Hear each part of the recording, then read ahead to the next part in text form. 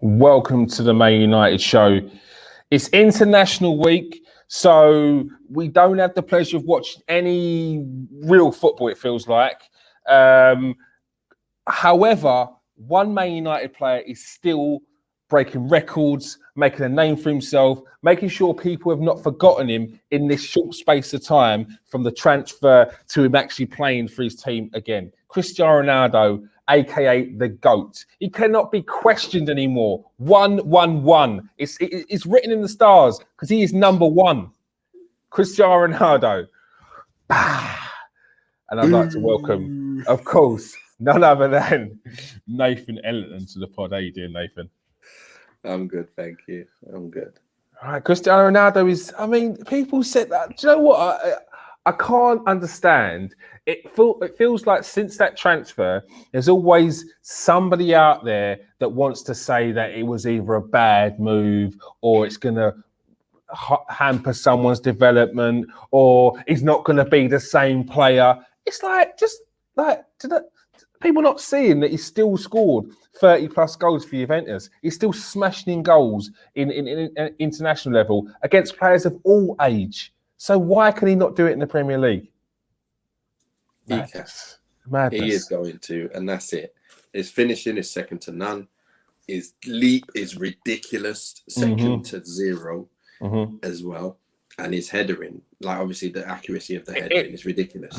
Honestly, it's ridiculous. If Cristiano Ronaldo from back in the day, I remember when we first saw him header a ball and it was like, this kid's different. He's not your normal winger. He's not your normal forward. He leaps higher than most centre forwards and centre backs. Yet he's a tricky winger. It's unbelievable, and he's still doing it now. He's a different kind of player. He's a different kind of animal. So Premier League defenders, you need to wake up because he's coming for you.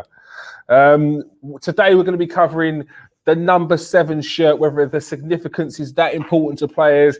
We're talking about how Cristiano Ronaldo has got that number 7 shirt from Edinson Cavani. What a gentleman he is. We're going to be covering the debuts of Rafael Varane and Jadon Sancho and the impact they have had so far. Also, a little bit of transfers that didn't happen and transfers that did happen. We're going to cover Nathan's strongest 11 if everyone's fit, and a little bit of talk about the Newcastle game coming up. So, Nathan, as we've seen recently in the papers, in fact, I think it was this morning, it was made official. Cristiano Ronaldo will be getting his magic number 7 shirt back. Edinson Cavani is getting the number 21 shirt made vacant by Daniel James, as someone said. So Cavani has been an ultimate gentleman, and Cristiano Ronaldo has said he has to say a huge thank you to Eddie for his incredible gesture. How important is a cert number to a player, Nathan? To be honest, you get connected to numbers. Once you start playing in a number, you get connected, especially if you do well in that number. All day, you're going to want that number back. And we know what Cristiano did for United in the number 7 shirt.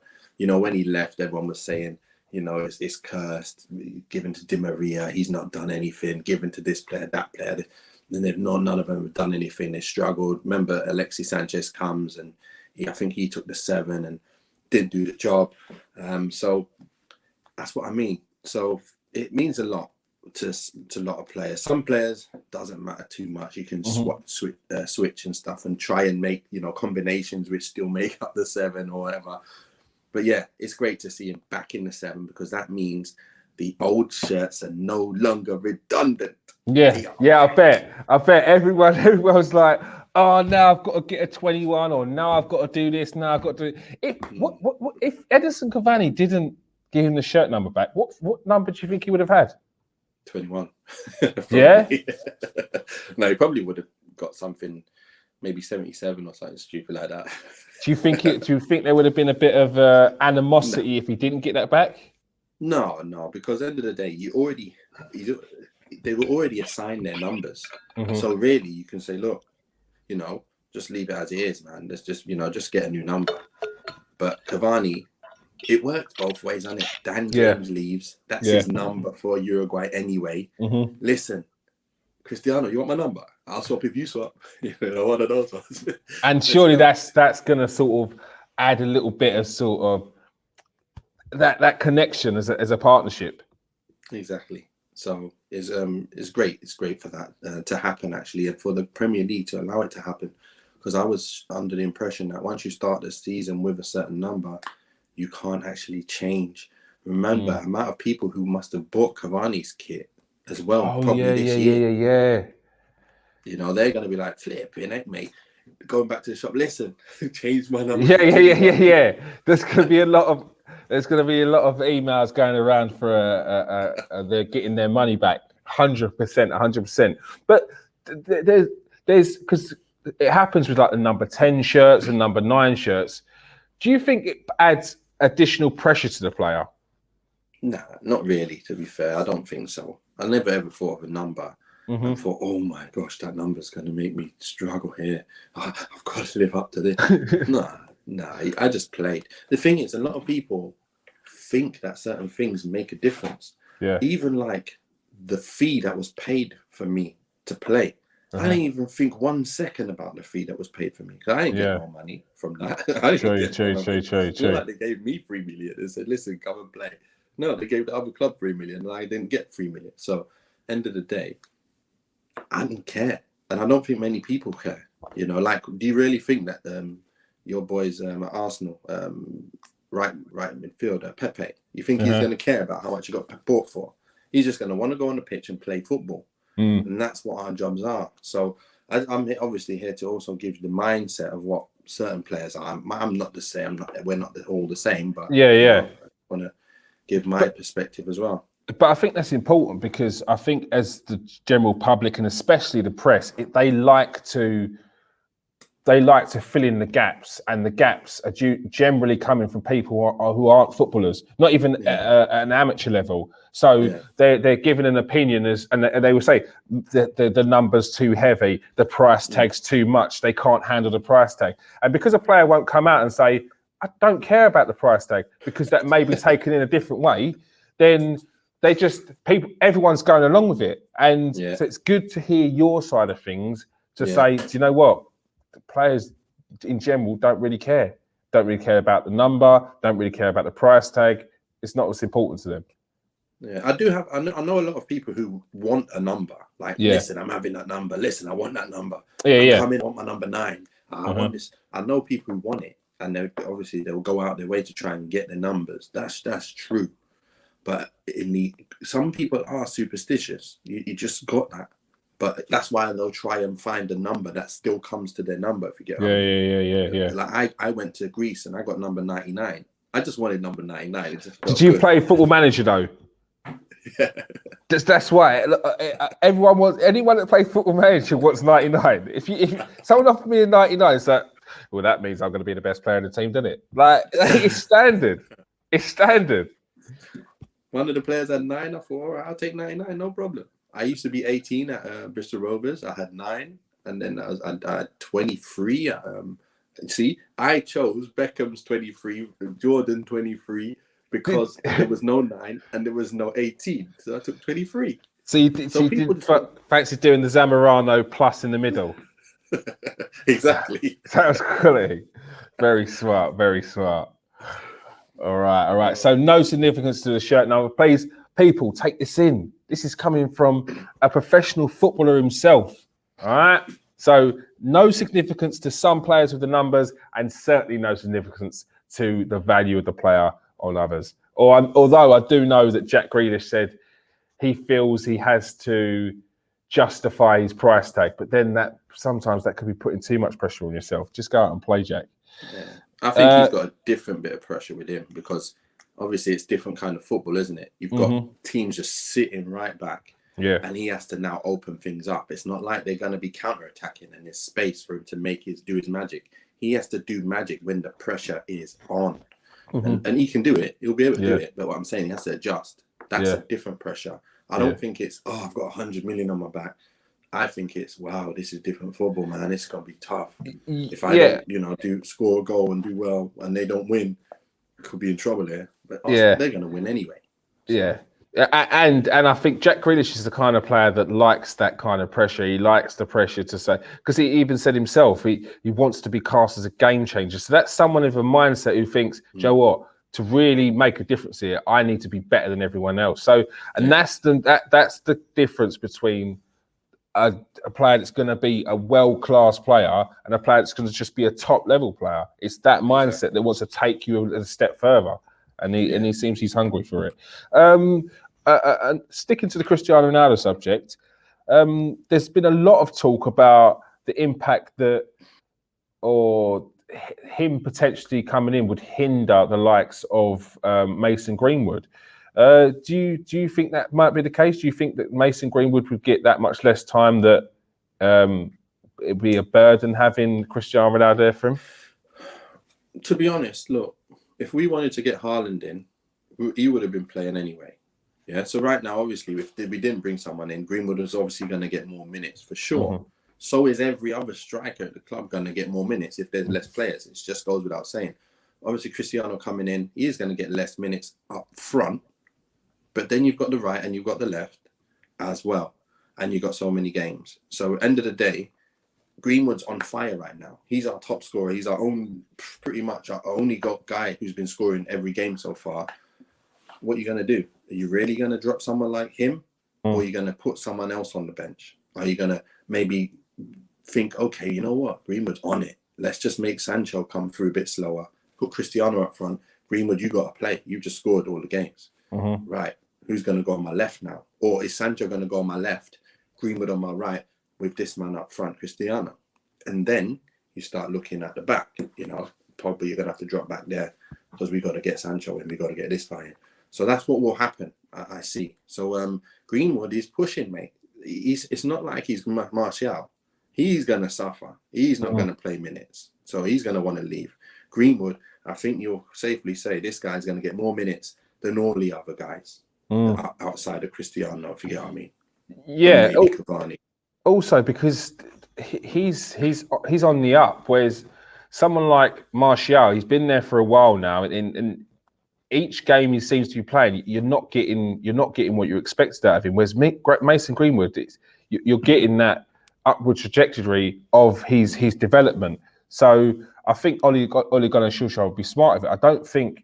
I think you might see Mason Greenwood pushed into a different position sometimes when Ronaldo's playing, but I don't think you're going to see completely the end of Mason Greenwood just because Cristiano Ronaldo's coming. And Cristiano Ronaldo is the kind of player also that will help someone like Mason Greenwood. It's only going to be a good thing. For sure. I know I can see some potential problems with penalty taking. I can see that. That's one thing I was looking at going, do you think Mason Greenwood's even going to argue with Cristiano Ronaldo in taking that penalty? No, or Cavani? About Mason Bruno with Cristiano. Oh, Bruno. That's going to be a problem. Who wins that battle at international level? Cristiano wins it. And free kicks. So no. I tell you what, Cristiano Ronaldo's free kick ratio is not as good, I don't think. I know. But he still bangs some great ones. So, same as Bruno. He does score some great ones, but he doesn't score too many. He doesn't hit too many on target either.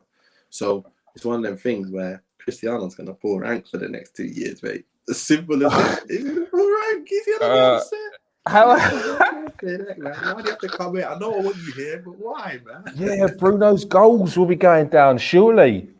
But Cristiano's will go up because of it. Because if you noticed his last season, Cristiano had around 7 or 8 penalties in that 32 goals last season, whatever it was. So he would have got, low 20s overall. And I see that being around normal if you can provide him.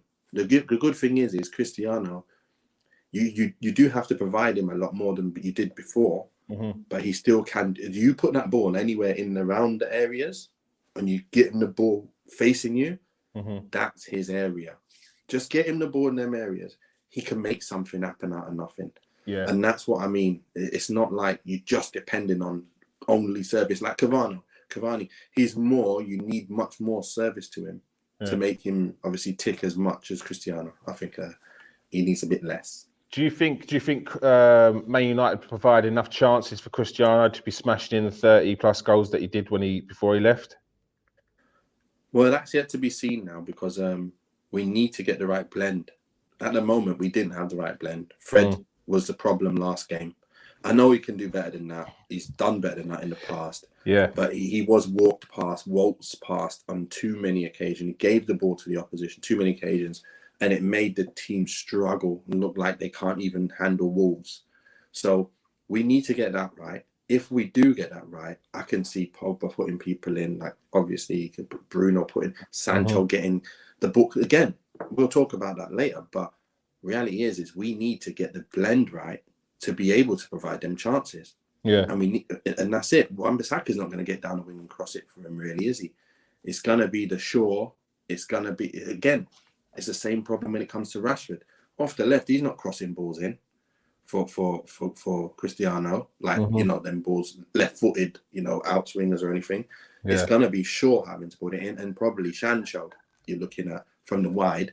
Yeah. And then you're looking at Pogba and Bruno from behind. I think some games you'll potentially see the best of Cristiano Ronaldo when Pogba might be on that left-hand side, because whereas before where he sits so deep, he's as I said, he's got to get it past two other players to even be in that danger zone for him to put that magic ball through. Whereas I think if he's higher up, he'll be dropping in. Cristiano Ronaldo be doing the diag run. It'll be just be, 1-2s, and it would be it would look sweet.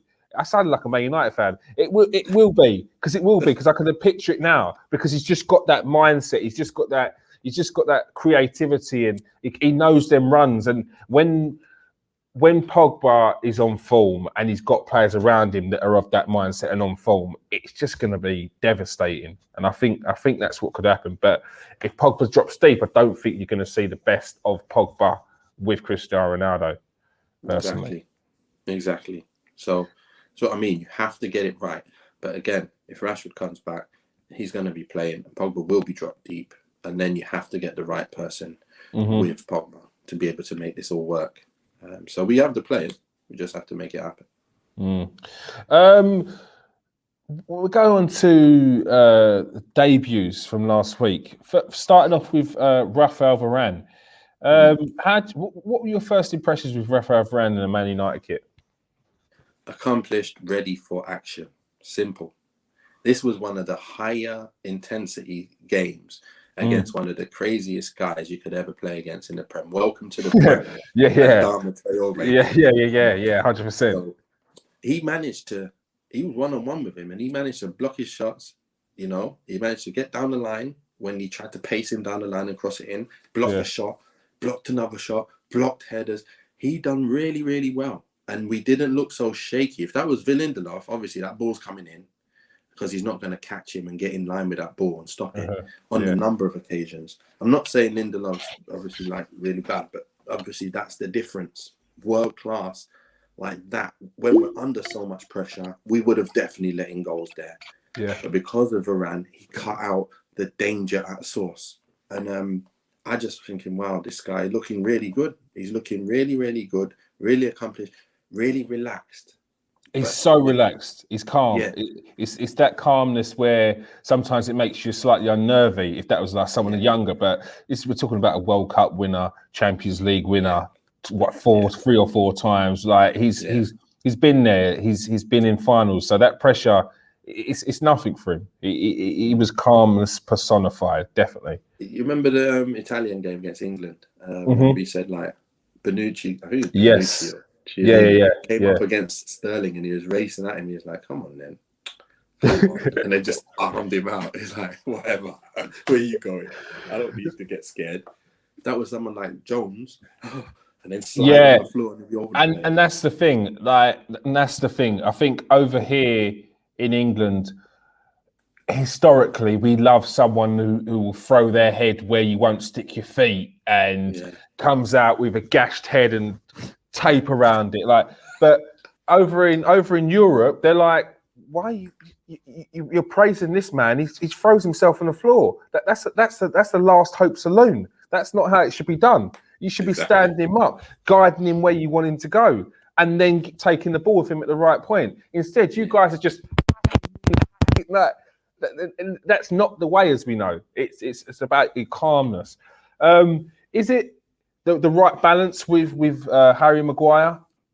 It looked it on last Sunday. It did look well. The thing is, like I say, we don't want to have that much pressure on us. We don't want to have, because remember, they still had chances where Wan-Bissaka just got to that ball and he got put in. And it was a silly mistake from Fred. I don't know how he didn't control the ball. He controlled it right into the player's path to take it down and have a one-on-one. And then he was on the floor as well after that, because he just floored him and just walked past him. And then he had an open chance. So normally that shouldn't happen in a game. Other than that, we did well. We did really well. We weathered a massive storm. We shouldn't have a massive storm. So we need to work on that.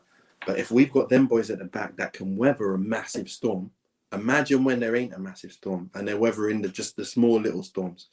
That's what I'm expecting to see in coming games, where especially when we do go to Fred and McTominay thing, when they're back, on top of them, it's going to be ridiculous. Like there's no getting through that. Yeah. And then you just got to have more going forward, which we do have now. So we could be that pragmatic Chelsea kind of team where, under Mourinho, where you can go, listen, we're shutting everything down. Cristiano, Sancho, Rashford, you boys go ahead and do your thing. But us, we're sitting back here. Yeah. And we can afford to do that now because we got more firepower than we had last year. Yeah. Don't want to see it, though. Victor Lindelof came out in the paper and said that he's excited by the arrival and the competition of Rafael Varane. That's the kind of mentality that you want going through all the players in your team as well, isn't it? Yeah, but he's saying that because he's on telly. That's obviously you're gonna say that. So what would he be thinking? Let's get into the mindset of a football. What would he really be thinking once Man United have brought in Rafael Varane? Bloody hell. My spot's gone. I'm not going to be playing no more. My minutes are going down. Right. But it is making the team better. We are going to be better with him in the team. But I want to play. Flipping heck. I'm against it now. And that's it. I've got to be on it now to make sure I'm always the next one that comes in. If he gets injured, I'm ready. If this happens, if Maguire gets injured or there's a game being played, I know I'll be playing the next game. So I'll make sure I'm ready for them games. And that's it. Me and Bailly, still strong. No problem. We'll play the other games. That's what we'll probably be saying because he knows he's not as good as Varane and he's not getting in ahead of Maguire. So they say, listen, I'll get enough games. I'll get enough game time because I'm the next one on the list. Any injuries, I'm the next one in. So it could be Lindelof and Varane quite a few times if Maguire gets injured. Yeah. If Varane gets injured, hopefully Bailly is still fit and it could be them. But I would expect Solskjaer to go with the Lindelof Maguire madness. I would have thought if it was me, I would be like, look, it's either Maguire or Lindelof with Varane or Bailly.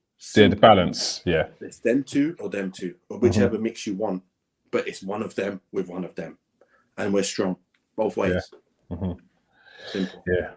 And the other debutant, who from what I saw, it was not an understated debut. He's got to find his feet. He's coming into a different league. I was encouraged by some of the things I saw already doors, but I just don't think that Man United played to the best of his ability the other day.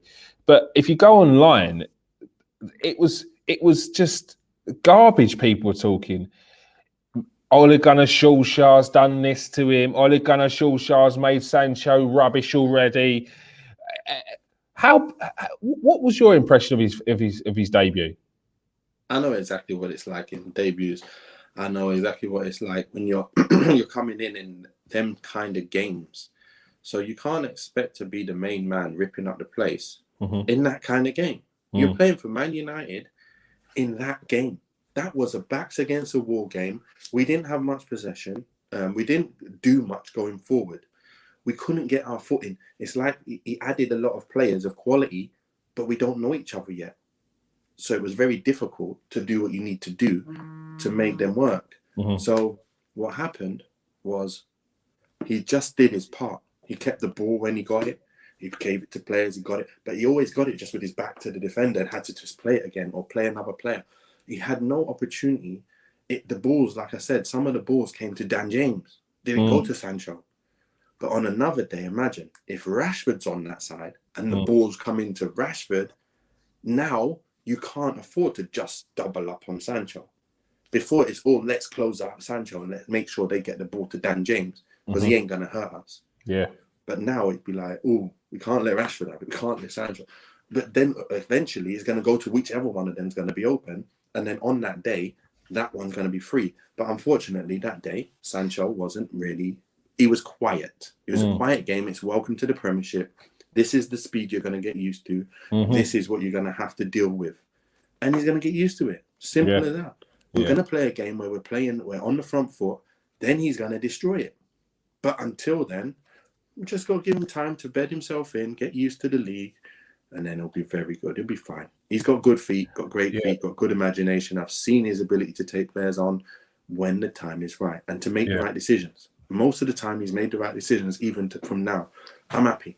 I'm happy what I've seen, and I know he will do a lot better than Dan James has been doing. Yeah, I agree. I think the key thing is the pace of the Premier League, and it's just getting used to that. He didn't look like a player who was too far off it in my eyes, and I think that when he does, he's going to smash it. He's going to be devastating because you've seen the talent, you've seen the levels, you've seen what he can do. So it's just about replicating what he's done in Bundesliga in the Premier League, and it will make him a better player for England as well, and more consistent player as well. So yeah, I think 100%. With what I would deem a successful summer transfer window of Man United, although probably they needed one or two more maybe to make it a great one. Would you class Man United as title contenders? Always title contenders. We were title contenders last year, but we're never going to win the title. I think now we're closer, but we're not going to win the title because we don't have enough. I'm not looking at the team going, we're winning the league. Even when I did my season thing, I was explaining the season where we're talking about who's going to win this. I didn't see United coming top. I just can't see us coming top yet. Just because we don't have certain pieces that you need to make it all work, make it all click. And until we get that, we're not going to win the title. We are title contenders. Of course we are. We're going to be in and around it. We're going to be top 3 maximum. I think we're going to be second. That's and even inside me, I'm kind of feeling hopefully second. If you get what I mean. Hope we're going to be second. It's not definite. Yeah, we're definitely second. But I've gone with it. And I think Cristiano has now made it a bit more likely that we can be second. But again, we do need that midfielder. We do need to just have the right balance in this team. If we get the right balance, I can see us going second. Easily. But have you not got the right balance in your squad? Is there not someone... Because I know that you feel that Fred is maybe the weaker link of the midfielders.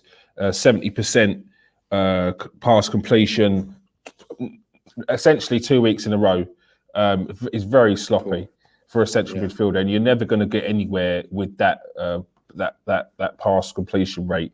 But could it not be like I know Scott McTominay's got more to his game, but could it not be like a Scott McTominay sits in there and a Van der Beek sits in the Scott McTominay role, and then you've got Paul Pogba further up? Because I think key to this is Paul Pogba being involved in that upper end, in that forward play.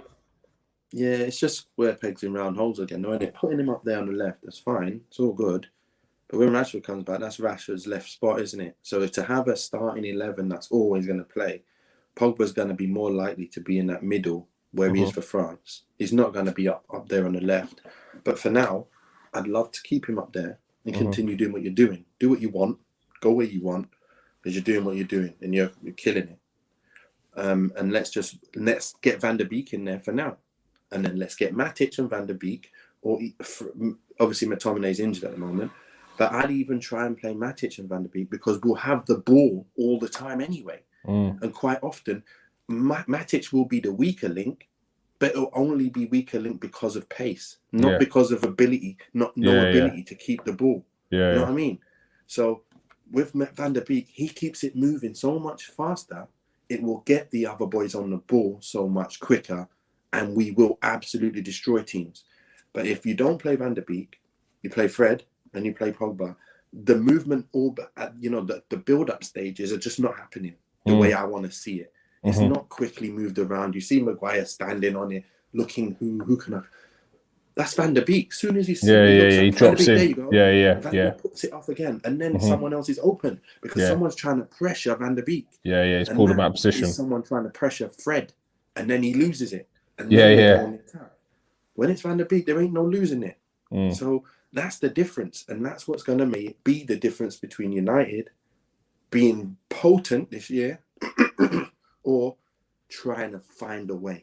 And then what they'll do is go with that Fred and McTominay, and then you'll see crazy bench, like with so much ability on the bench. You'll be like, what the hell's going on here? But that's what he knows, and that's what he will revert to if he doesn't get it right in that middle. Play Matic, play Van der Beek. You have to put Van der Beek in there. Put Pogba up on the left for now. Then there's a new challenge when Rashford's back, because Pogba comes back in the middle. Then you got to think, is it Matic and Pogba? Doesn't really work.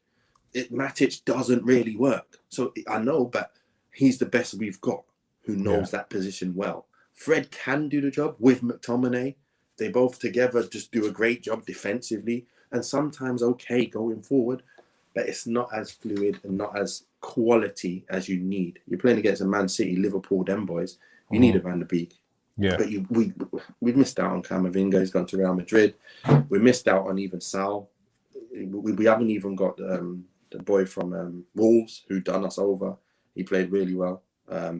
So again, we need to now find even, is it Basuma, Brighton? Basuma, This boy here, he's all over the place, moving, does it exactly what we need. Get someone like that in. If Man United get Basuma, I was trying to think of words, and I think my face just said it. Like get a right back in as competition for Aaron Wan-Bissaka, and you got that lot there now. I mean, I think that's pretty decent right back competition as it is. Man United, and then you get in Haaland next season. That's it. It's done. Season's done. It's done. League is won next year. It's done. League is won next year. If Ole Gunnar Solskjaer doesn't win the league with that team, then there's something wrong. If we can get Haaland in next year, and Basuma. If Basuma and Haaland are your only targets next year, and you get that done, so I can tell you, mate. The Premier League will be disgusting week in, week out. The only way you can get better is by putting someone on the right back, who can get up and put a ball in straight away. That's the only. But you're going to lose on the defensive side because you know one better than Wan-Bissaka defensively. Yeah. But if you can go forward and get balls in from these areas, it's over. It's over. How hard would it be for Wan-Bissaka just to get his crossing in check? Like, how hard? It's not that hard. It can't. No. There's got to be. Just. It can't be that hard. It can't be that hard. Certain players just don't have the balance of a player that can do certain things. It's like asking a player to do a free kick like Beckham. It's just not all players can do it. You're asking players to shoot the ball like with dip on it. They just shoot the ball with power. Me and Jason Roberts, we had shooting, and he can't smash the ball hard.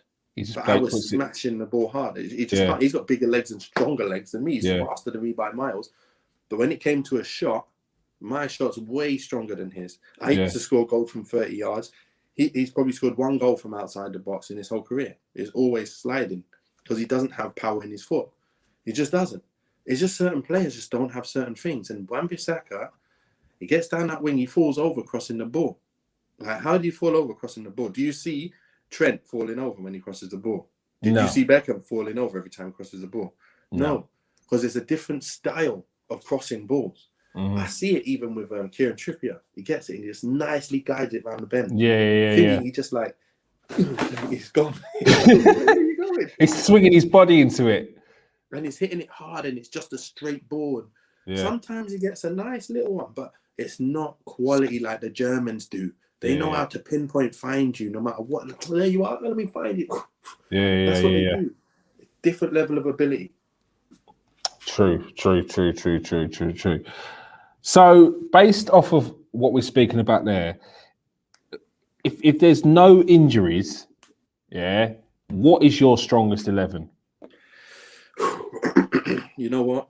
Off the top of my head, without watching them play properly, I'm going to go with my strongest 11. Sure, well, obviously we know De Gea's in goal because De Gea's got back his spot. Well, last season that was a conversation. Yes, it was, but not anymore. Not anymore. All right. Sure, left back. Maguire's going to play, although I'm just going to give it to Maguire. I'm not even going to talk about that. Maguire, Varane, and Wan-Bissaka. Okay. I'm just going to go with everyone fit. McTominay is going to play. Okay. He's got more legs, and he can break up play, and we hopefully will be good enough. And I'm going to have to put Pogba there. McTominay, Pogba, Rashford, Cristiano, Sancho. You're killing Mason Bruno. Greenwood. As Arsene Wenger has said, do you want me to kill Mason Greenwood? Because that's what you've just done there. Cristiano Ronaldo. That's the best 11, isn't it? What can I do? Like, I can put Greenwood in up front, but then Cristiano's not there. I can put Greenwood on the right, but he's not. Is he Sancho on the right? No. So he only plays up front on the right. I can't put Cristiano or Sancho on the bench for Greenwood. He has to be on the bench. Rashford on the left. And that bench has got Lindelof, Dalot, Fred, Greenwood, Martial, Van der Beek, Diallo. Yeah, Bailly. No, it's cheat codes, mate. Cheat codes. It's not fair. It's ridiculous. Other than that, I would put Van der Beek in there and then put Pogba on the left and put Rashford on the bench. Because Rashford, if he obviously plays at his best, then obviously he'd be playing. But a lot of the time, when he's going to be coming back, he's not going to be at his best. So I'd obviously start with Pogba up there. So it all depends on who's on form. So it's for me, it swings in roundabouts because Greenwood, obviously, he's killing it right now. So right now, he's the main man. I wouldn't be not playing him. I'd be playing Van der Beek right now with Matic. Even though there's McTominay thing, I'd be playing Pogba on the left right now. So, there's not much you can do. And it'll be a toss-up between Greenwood and Sancho. I'd start Greenwood on the right now and Cristiano up front and bring Sancho on. Yeah. Or I'd have to put Matic with... The thing is, like I say, Pogba, he is better up the left. But I'd rather Van der Beek with Matic in the middle than Pogba and Matic. How often do you think you'd see that 11, though? Do you think you'll ever see that 11? I don't know. I hope I do. I hope we get to see it one time this year. So we can just see it nicely again. I just want to see it moving. I just want to see the ball moving. It probably will play the next game. I'd love to see Matic, Van der Beek, Bruno, Pogba, Cristiano, and probably Greenwood. Just see it and then get Sancho on. And how do you think Sancho would take not starting over Greenwood on that right? Greenwood's in fire. You can't not... At this moment in time, Sancho needs to get used to the league. That's fine. Greenwood's on it, and we've just brought Cristiano. If Cristiano wasn't there, it'd be Greenwood up front and Sancho on the right for sure. But now we've got Cristiano. There's nothing you can do about it. You can't drop Greenwood. But it's all good competition, though. Yeah. Are you going to really drop Greenwood? I'm not dropping Greenwood in this form. So, Saturday, what's going to happen? Next Saturday, you're going to have Sancho on the pitch, let's say. Pogba on the left, Sancho on the right. Cristiano up front. Or you're going to have Greenwood on. What are you going to do then? Yeah, I'm not putting Cristiano Ronaldo on the bench. Not exactly. A chance. Not a chance. So who's playing then? Cristiano, Ronaldo, and Sancho, Greenwood, and Sancho. and Pogba drop deep. Sancho left, Greenwood right, Cristiano up top, Pogba and Fred again, or Matic and Pogba. This is giving me a headache. I'm saying, I bet you he does that. What drops it? Or Fred still with Pogba. Yeah, you got Sancho left, Cristiano, Greenwood, Bruno. Yeah, I think you're more likely to see that than a Pogba on the left. I think he wants to see Sancho. I think Sancho needs a consistent run of games thinking about it to settle in nicely. He don't want to get inside his own head and start second guessing himself, because you need these flair players to be confident, to just fearless and just go out there and have fun. If they feel restricted in any way or hold back, then you're not going to get the right player. You're not going to get that player that you bought. So he needs to play. I'd switch on the other side, by the way. I'd put Greenwood on the left and Sancho on the right, because I know Greenwood can do both feet, and I love the way he comes down the left and hits it, cuts in, anyway. And he's got, obviously, he can push it down the line. Yeah, Cristiano's going to do his thing, and he can also cross a ball if he's left-footed down there. Sancho is in his natural position, playing where he came from, which I think he needs. Yeah, I think Sancho needs to be coming in, settling in his natural position. Once he's settled in, he's doing his thing, then you can start putting him here, there, and everywhere. Yeah. But until then, he just needs to get used to playing with his team, and they need to know the kind of runs he's going to make. He needs to know the kind of runs they're going to make. So that's why I think he needs to play. That being said, what changes would you make for the Newcastle game from the last game that you played? I would put Matic in with Van der Beek. Let's just say Van der Beek's not going to play. Okay, so let's just put Matic in with Pogba, put Sancho on the right, Greenwood left, and Cristiano up front. That's what I'm going to do. All right, that's what I expect to happen. So we're expecting the debut of Cristiano Ronaldo in the next game against Newcastle, and I'm sure that will strike fear in the defenders at Newcastle. All right, Nathan, that is our time up. Thank you for joining us today. I say join us. This is your puppy, mate. This is the Nathan Ellington show, basically. It's 45 minutes of you talking about Man United. Lovely. Happy days. And lovely. People, make sure you hit the like and subscribe if you're watching on YouTube. If you're coming through us from Twitter, hit the retweet when you see this tweet go out. There's plenty coming. Guests galore, pre-match and post-match, before and after the Newcastle game next week.